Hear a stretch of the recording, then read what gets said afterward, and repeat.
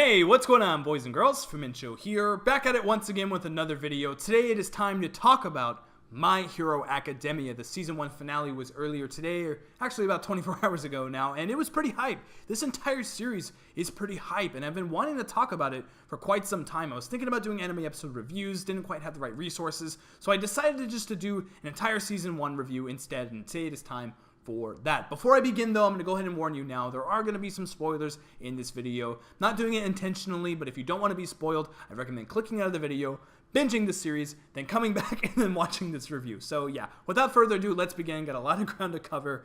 Alright, one of my favorite parts about My Hero Academia is its simplicity. And when I say simplicity, I don't mean lack of story or it's dumb or anything like that. I just mean how easy it is to understand the world, understand the characters that belong in this world and their quirks and how everything is just working together so well. And I think that's honestly props to the mangaka. I think that's where his storytelling is shining. Like, it just, everything makes sense. You understand, you never question how the story progresses. And it doesn't stay simplistic either. You know, it's easy to get drawn in, but then it starts going deeper and it starts going in depth into some of the quirks of the characters and the actual characters themselves, the students, the teachers, the world itself. Like, it just flows so well, and it's a great shonen anime. I highly recommend it already. I know the review's not over yet, but it works. It works as a shonen series, so that is one of my favorite parts about it. There are lots of other things as well, so first things first, the animation.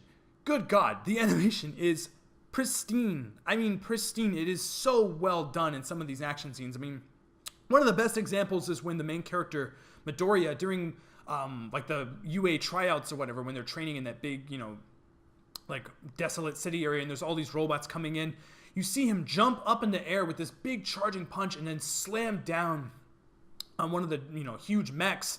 And it looks awesome. It looks absolutely awesome. You see his clothes kind of rippling in the wind. You see his arm just kind of flailing because it breaks. It is just beautifully done. Another great example is when Bakugo and Midoriya fight in that, it's another training facility kind of area in this big, you know, kind of skyscraper. And it's absolutely awesome. They're fighting in this building. You see, you know, Bakugo moving really cool. You see him pull the pin on his grenade. It just looks beautiful. It looks so good.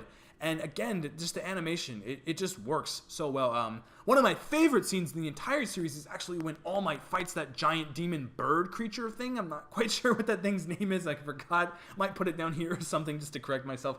But when he's fighting him, the camera is just kind of following him through the air as he's kind of bouncing. I guess it's not really a camera. Just the viewpoint is following him through the air, and it's so visceral. It's what a superhero series should look like in an anime form, and it just works. It absolutely works. The animation, is just pristine. It is awesome. The music, good lord, the music is so good, and it just works, especially for All Might. I love All Might's theme. It is just this beautiful fanfare that just works throughout the series. I love how the music kind of swells for the characters when they triumph and go through things. And I love the characters as well. I really like how some of the characters work in this series. I mean, let's just start with Midoriya, the main character, otherwise known as Deku. Honestly, I'm going to be honest. I actually didn't love this character to begin with. I thought he was kind of whiny, didn't really care for him. I didn't really like the first episode to begin with. But then as I watched on, and as he starts training with All Might, I really started to connect with this character. As I saw the world through his perspective, how he doesn't have a quirk, how he can't fight, you know, these villains, how he can't defend himself. You start understanding, you really start feeling for him. And there's some scenes where, you know, you get the feels, like you really start, you know, kind of tearing up with this character. But then as he trains with All Might, as he gets stronger, again, one of my favorite scenes is when he pushes, you know, all that junk off the beach and he's kind of standing on it and you see how strong he is. He's just standing there. It's awesome. It is absolutely awesome. That progression is just beautiful and so well done with the main character of Midoriya. I wish it paid off a little bit more towards the end of this series, I'm not going to lie.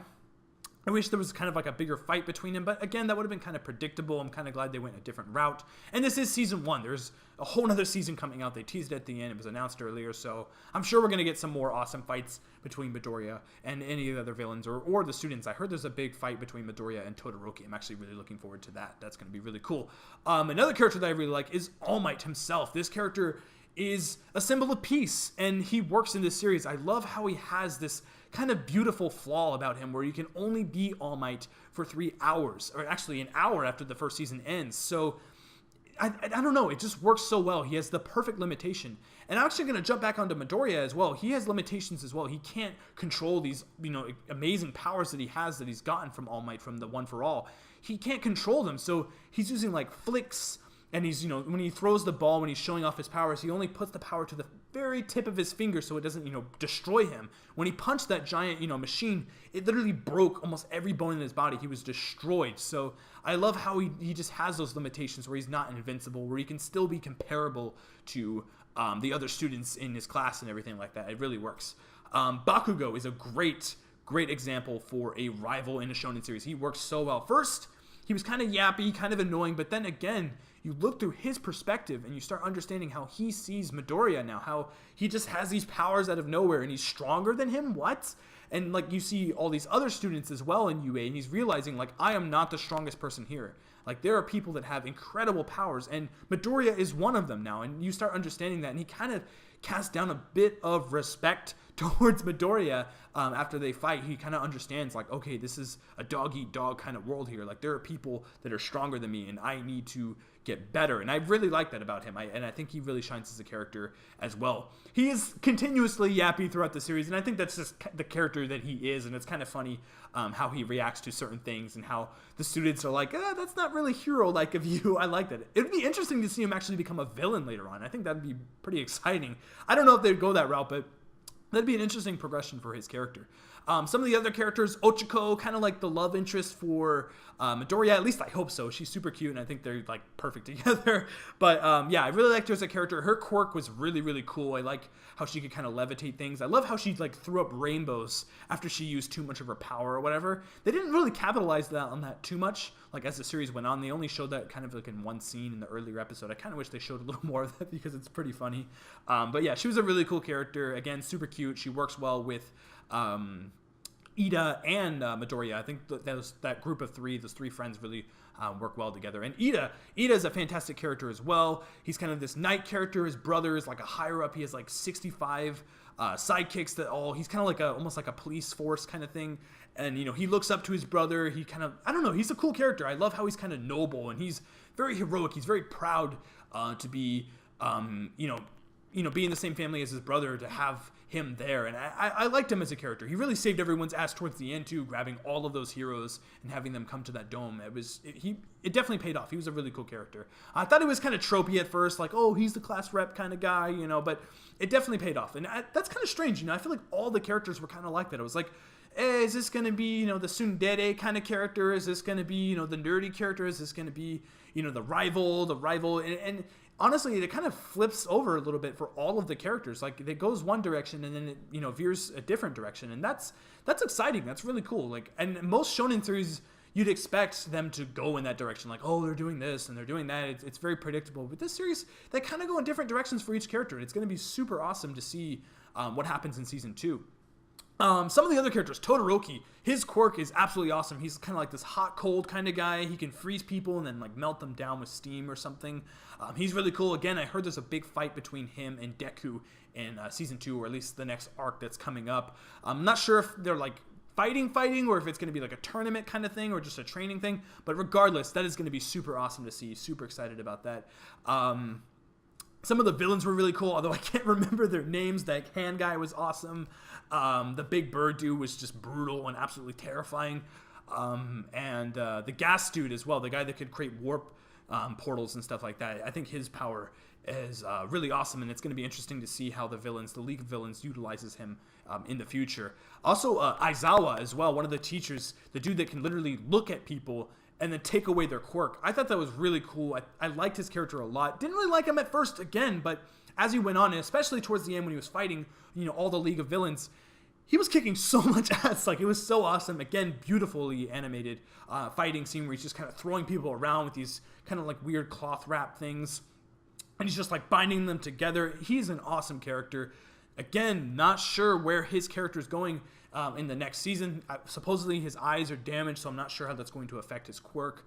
As well as number 13. I'm not sure if that's a girl or a boy. I can't really figure out. But 13 being able to create a black hole and suck people up and turn them into dust is really cool. I love his or her speech. when he or she is mentioning that, like, there are powers that are so strong that you have to realize, like, you could kill people so easily. And I think that really resonated with a lot of the characters. Hopefully with Bakugo. Hopefully that message resonated with Bakugo, because his, again, his quirk is extremely dangerous and can kill a lot of people. So I think, you know, having that understanding between all the characters is really cool. And I think it's going to be a good progression onto season 2 to see if they actually realize this, if they actually use their powers for good. And even if they are trying to save people, you could kill people in the process of doing that. So I think that's really cool. It kind of added a realistic element to the series. But again, this series works.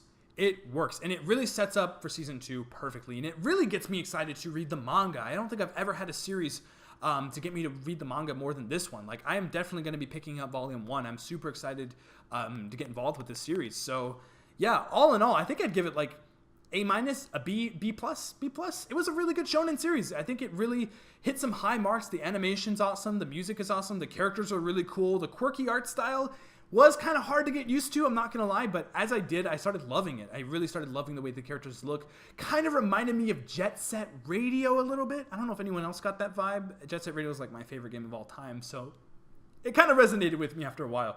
But anyway, I think that's pretty much it. I give this thing like a B+. It was really, really cool to watch. I am super excited to watch more. I'm probably going to be doing episode reviews of season 2. Not quite sure yet. I'll have to figure it out. I'm going to have to find out when the series actually comes out, but look forward to that. Anyway, comment below. Let me know what you think of My Hero Academia. Do you think this was an awesome shonen series? Do you think it was kind of lame? Do you think it was kind of boring? Let me know in the comments below. No spoilers, please. Don't spoil the series. I am going to read it and watch season 2, so don't spoil it down there, please. Hit the like button if you enjoyed anything that I had to talk about. Subscribe if you want more videos like this, gaming videos, anime videos, everything in between. And also, follow me on Twitter at FuMincho1 for updates on this channel and everything that I mentioned earlier. You can also get in touch with me if you want to ask any questions or anything like that, or you have any ideas for a video. Hit me up there at FuMincho1. The link to all that is in the description below. Anyway, I think that is pretty much it. Thank you very much for watching, and until next time, I will see you guys later. Bye-bye.